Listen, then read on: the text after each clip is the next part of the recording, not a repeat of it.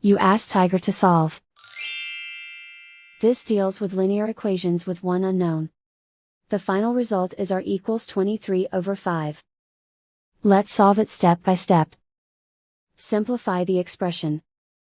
Expand the parentheses. Simplify the arithmetic.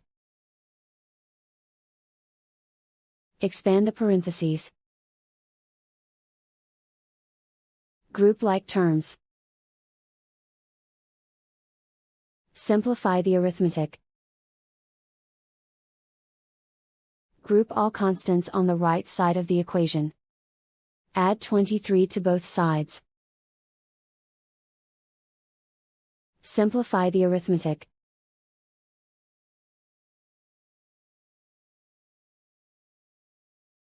Isolate the r. Divide both sides by 5. Simplify the fraction. And so the final result is r equals 23/5.